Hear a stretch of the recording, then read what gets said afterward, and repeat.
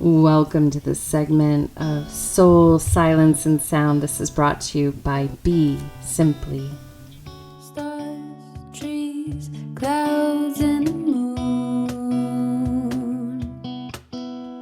They all have a meaning and they look just like Soul you. and lunar cycles for the new moon that arrived today on a month known as June, a day the 25th. According to Gregorian calendar, approximately 12:31 a.m. here on the Pacific coast of North America and simultaneously across the earth plane.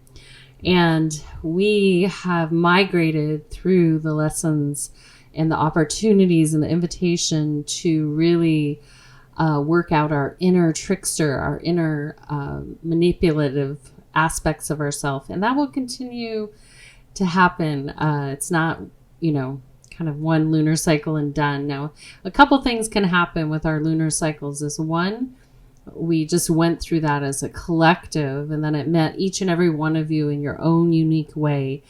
And then we might have to keep working at it. It's a practice. We keep working at it. From there, then we have this opportunity to move into another lesson, another transformation, another healing. And then that one, let's just say, as we enter into summer and winter officially with this new moon, is that trickster energy will build. And as we spiral through this next annual cycle or continue on through this annual cycle, we'll meet that trickster energy again in the following year. However, depending on your this moment, your fate, you will have the opportunity to continue to practice, or you might have it really grounded and ready to keep moving forward with other things. So there's a nuance to it.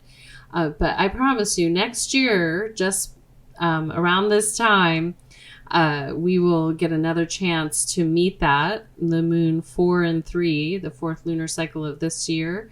Next year's fourth moon and third moon if you're at the equator. So you can benchmark it and we'll see. We can check in with it. But basically where we are collectively as a society right now, globally, we are going to continue on this thematic of really refining our inner trickster with the outer one in the world around us. And as we sweep it out, we will get to do we're being invited to do this lunation, to calibrate. And so calibration is a really interesting phenomena. One, it's important you calibrate with yourself. The stronger you are with your inner calibration, the less likely that you will waver in and out when you're in different groups and settings, and be able to hold, your true north. You'll be able to hold that energy, and you will know where things are in dissonance and where things are in resonance. And there's a nuance to that, and that's kind of like, think of it as a fish out of water. A fish isn't going to feel so good in the desert, but will feel very comfortable in a body of water like a river, a lake, the ocean. And that is actually how we are as a variety of humans here on the planet, that we will have resonance and dissonance with ourselves, the ecosystem, and the unseen. So this moon is really asking us to calibrate with ourselves. And what that offers each and every one of us is this opportunity to be like, yeah, I am really feeling strong once I calibrate myself. And I can use myself as an example. I came into this life and the islands of Hawaii, and very much calibrated with an island ecosystem.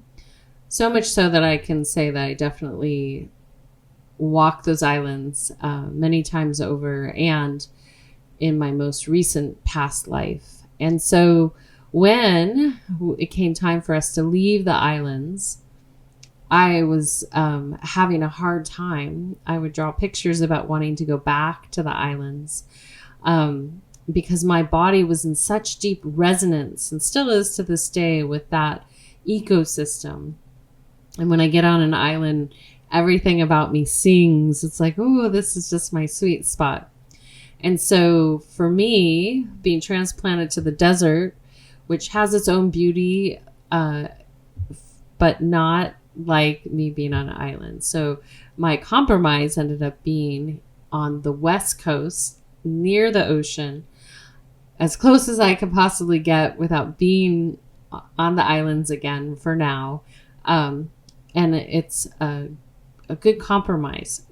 It still doesn't have the perfect alchemical feeling, because for those of you that know, when you live in a island or a jungle setting, it really does something magical to you if that's your vibration, if that's where you calibrate. And so for each and every one of you, that's just my example in this lifetime, it's different. And so our ecosystem is really important, and where you dropped in, where you actually magnetized to geographically has a lot to do with your frequency and your harmonics. And then from there, on a soul's journey, you have resonance with the other places that you have resided. And we're using the Buzz Lightyear model, the reincarnation model, as I talk about this. And this is, if you look to Tibetan Buddhism, they'll talk about a terma. I think in Gnostic also they'll talk about a terma. And what that is an energetic kind of present left for the soul in future. And that happens in an unexplainable way. But what happens is when that person walks past or in proximity of that energetic gift, it'll open up and awaken within them.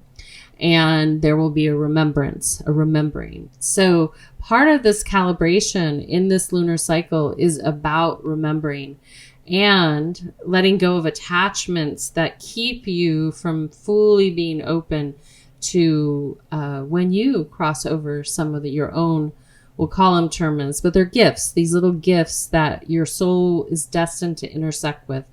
And those can be embedded in people, places, and things. And a person that carries similar like codes, we'll call them, when you come in proximity, when your biofields connect, it will activate. And it can be disorienting because it's literally out of the blue. And then within that, there's an unfolding, and not all of it is understood in the present moment, but it will be as it continues to reveal itself.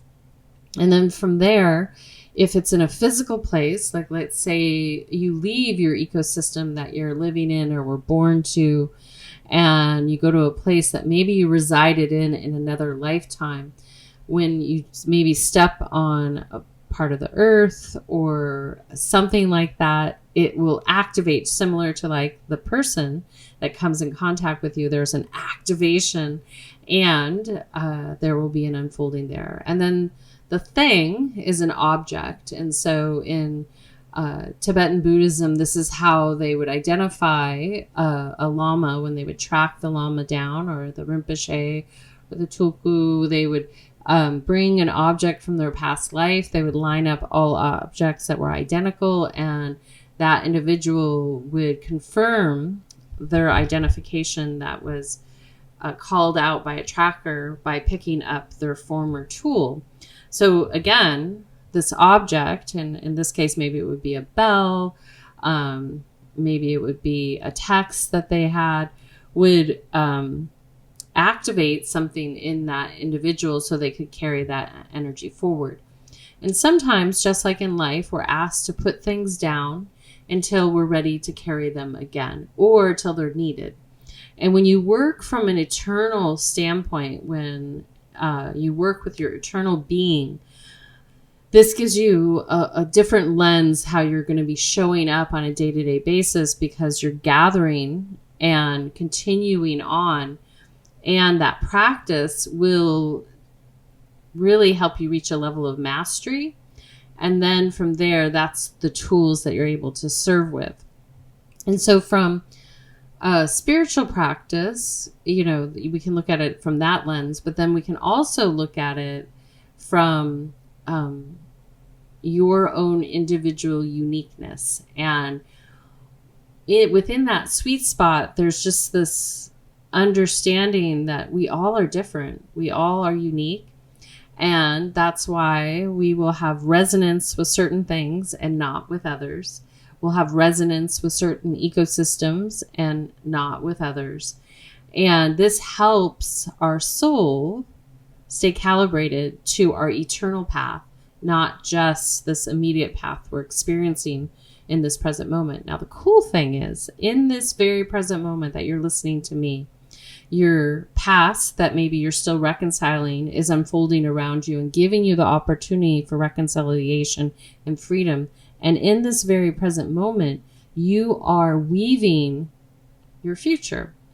And so if you can stay calibrated in that state of being, not being distracted by the fear tactics, the mind control tactics, the being in the past and being in the future, and trusting that everything you need is unfolding right in and around you. And from there, then the practice is to stay aware, like we've talked about, to be radically honest with yourself and stay calibrated with your resonance. And now you might have to travel, like I did, off the island into the desert. And then the calibration process is a little different. And you find ways to feel at home, even if you're in a foreign land. And a lot of people will say that home is where their heart is. But energetically, we are in this multidimensional fluid space with one another. And there's these locators that allow us and invite us to stay in harmony with ourselves and the world around us. And then those gifts that we are destined to continue to refine, to present in different ways and serve with, will come a little bit more effortlessly when you stay present here. Now, as I've talked about before, when we grasp for something, people, places, and things, we're immediately losing our awareness and we're not staying present with what we're weaving into the future with awareness, with integrity. So this caveat of you calibrating during this next lunar cycle is so important right now, especially globally.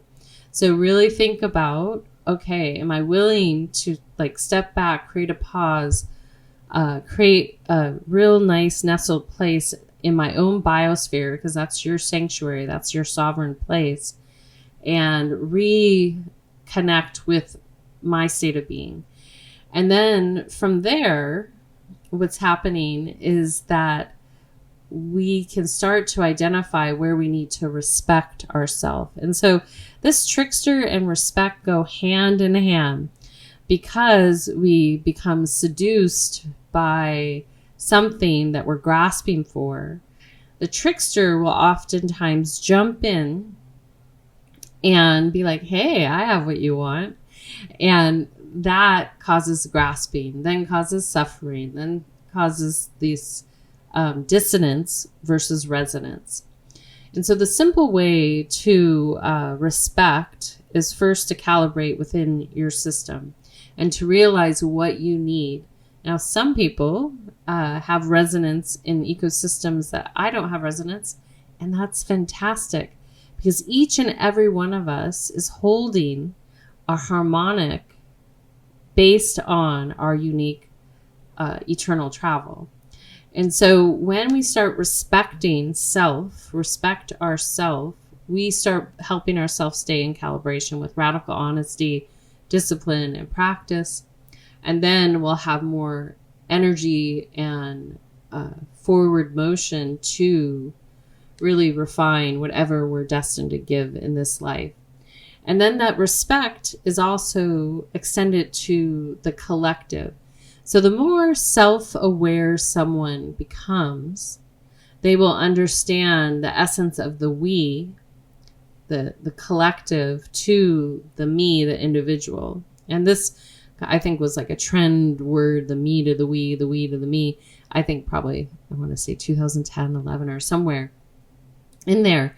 But there's something very important about it, because when I make an effort, the I, it's feeding into the collective, the we. And so the more self-aware you become, you realize that it, A, isn't all about you, and there is an effect to every word you utter, every effort you take.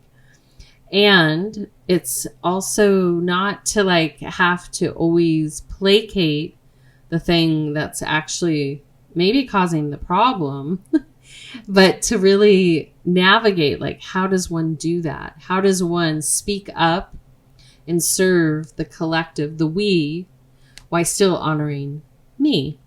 And so when I wrote Bare Naked Bliss, that's the one thing I talk, well, not one thing, but one of the things I talk about in there is the only rule I really asked of my children and suggested that each individual reading that book contemplated was to respect self, respect others, and have fun.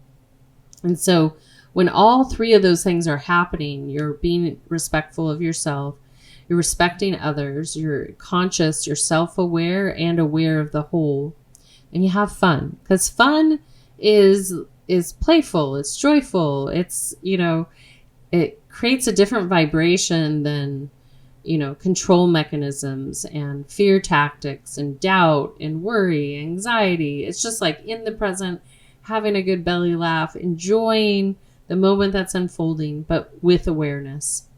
And honoring that everyone potentially in that region or that area could be impacted by your choices. So as you start to sit with, if you so to choose, with how to respect yourself, to just gently respect yourself a little bit more.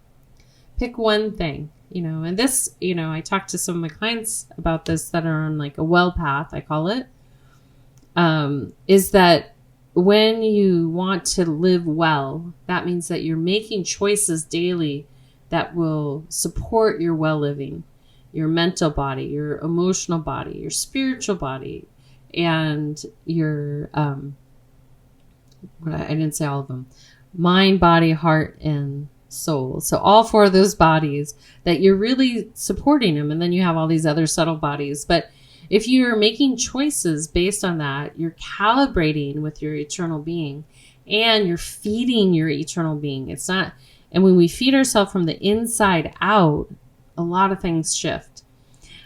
So if you have the space over the next few days or whenever you're listening to this, I really recommend for you to sit and say, what one area on the inside out can I calibrate? Can I respect a little bit more? And that might be finding a little bit more time just to be, to sit out in nature, to listen to nature, to meditate, to completely unplug from all these things that are feeding in, so that you can come back into harmony with yourself. And if you're like me, the little island girl that hasn't been able to be there, you know, consistently since she was a young girl, you can bring your mind back there. You know, all the trips that I've had there, I can bring myself back to that resonance to help with that calibration. So what this will look like is twofold. Is one, really think about where you are right in this moment. Also think about where you popped in, meaning where your soul dropped into your mama's womb.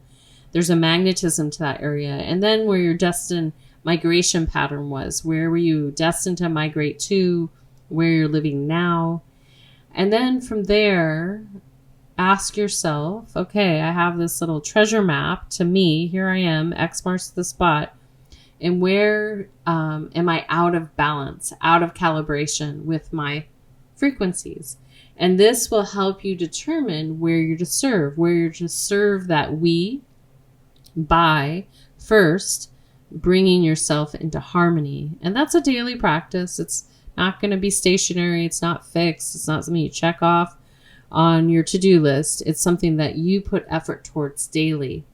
And as you become aware of that, then you can bring in the elements that actually serve your entire well-being. And those can happen in subtle ways every single day. Another example I can give you is that I have cacao every morning, and I look forward to that. It's heart opening. It brings me into the energy of the Amazon, which is really important to me. It brings me into this resonance of island vibration and a jungle vibration. And so that feeds my eternal being and supports me so that I can stay in calibration with myself. And then when we do these things that feed and calibrate our eternal being, then we have the motivation to be respectful to ourselves and to be aware to others. Because the last piece of this is that when we become that self-aware human being, the we is more important than the me. And the we puts self aside so one can serve in different settings. And it's a very wonderful back and forth and joyous space to co-create in. And so I share that with you so that you, each and every one of you, can flow in a way that is in resonance from the inside out.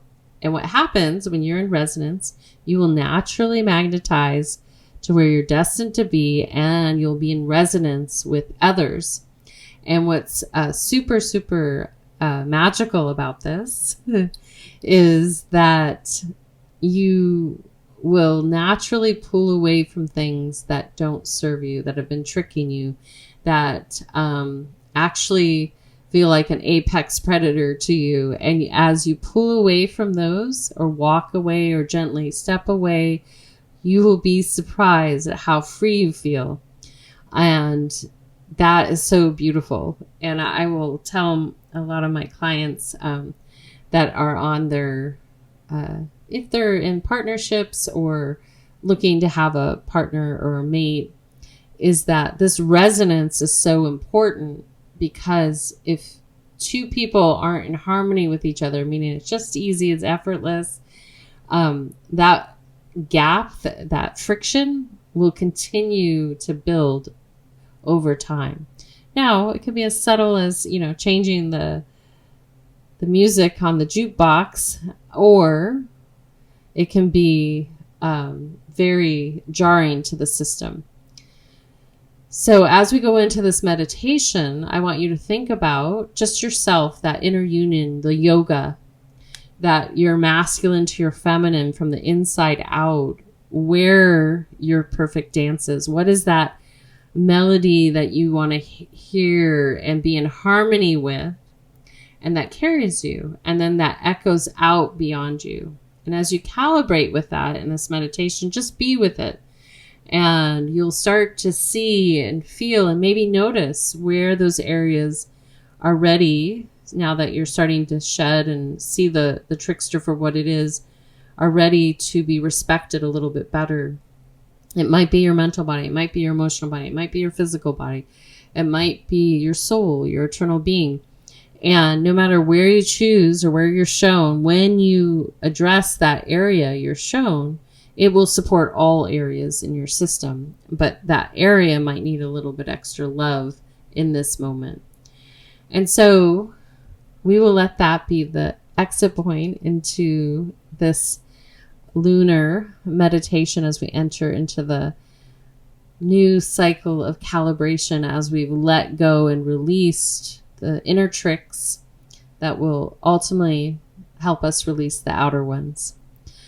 So with that being said, if you are not already, come up into an upright seated position,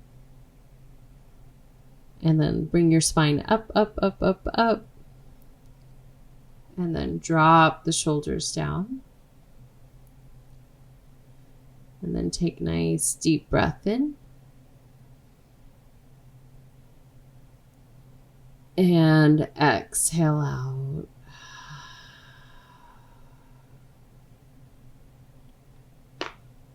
Again, inhale. And exhale.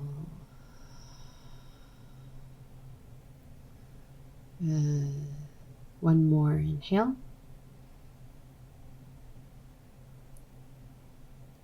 And exhale.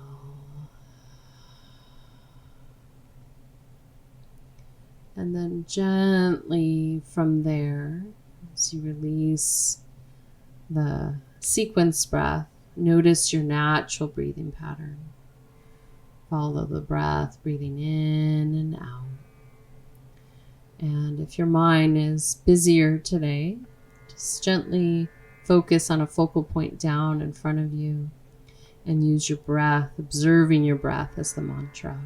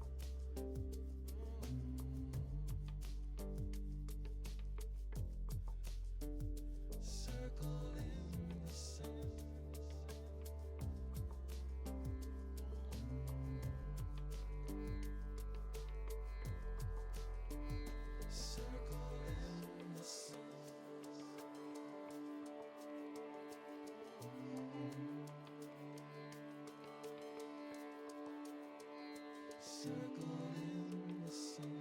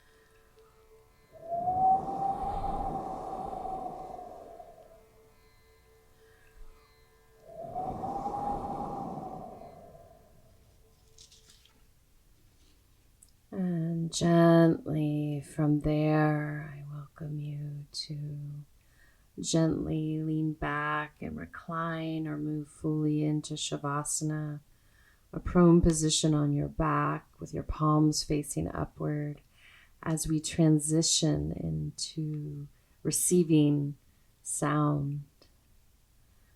As you settle in, just take a nice gentle breath into the heart and out. Again, inhale.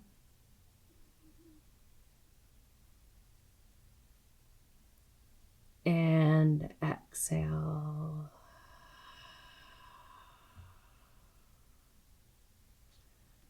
And one more inhale. And exhale. And then continue to follow your natural breathing pattern.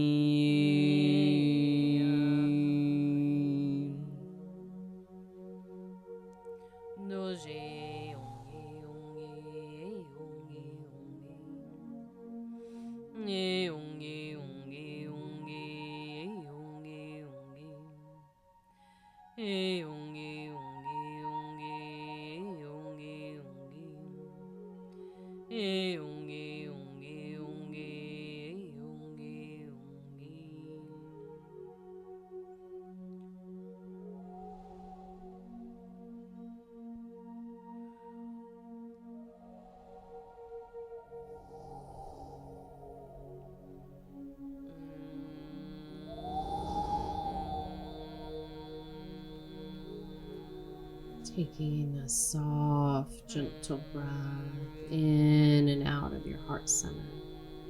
Gently breathing in and out.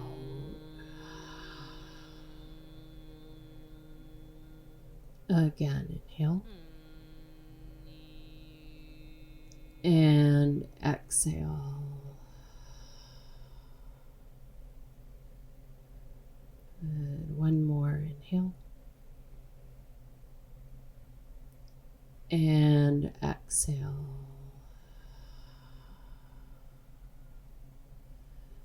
And as you continue to breathe in and out, I welcome you to just stay where you are right now. And if inspired, taking a moment to express silent gratitude for all aspects of yourself.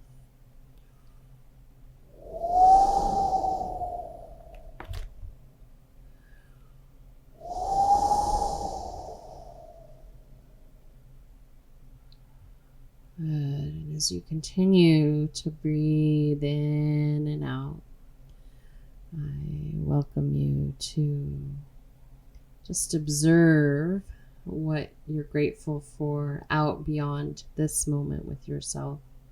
And if inspired, send some compassion, gratitude, love, kindness out beyond here to a person, people, and or place that you feel it might be needed, wanted, and welcomed. And then gently from there, taking another deep breath in and out.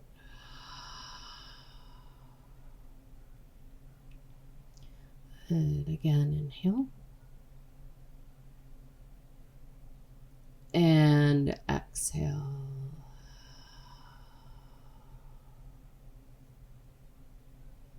Good. And then gently from there, I just want to seed your next by welcoming you just to maybe take a few moments.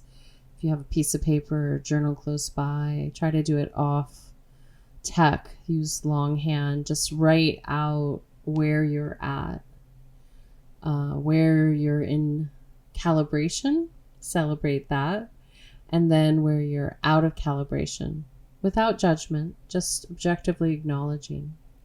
And then from there, think about from the deep inside, this isn't the surface step, this isn't the lotus on top of the pond, deep down inside, where's the calibration off?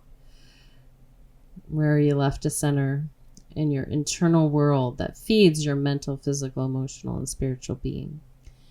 And then from there, just sit with how you can respect yourself to help bring that into harmony within yourself. That is such a gift if you can look at that, especially right now because you're being supported by the unseen realm, the cosmic realm. And this is way beyond anything that you might, I don't know, be suggested even by my words. Just way beyond, go beyond within self, just to really access this aspect of yourself and bring that back, whatever you receive from within, to this present moment and wrap it up in respect, self-respect and respect for others, and then have a lot of fun. It's much easier to have a good time than to be wallowing around, in the suffering. And it's not bypassing. It's really coming from a deep place of knowing that you would like to really fill this moment and future moments with that respectful awareness and that joy and freedom and whatever else you come up with. Share it. All right. So this is Suzanne signing out. We're going to exit out with a little Kadri Scott, Fields of Flowers. I want to thank Dante Marino, Random Rab, and I'll thank myself too. I encourage you guys to do that for all your contributions here in this moment. And until next time, this is Suzanne signing out with a full heart, a soft gaze, a deep bow, and a namaste. Be simple.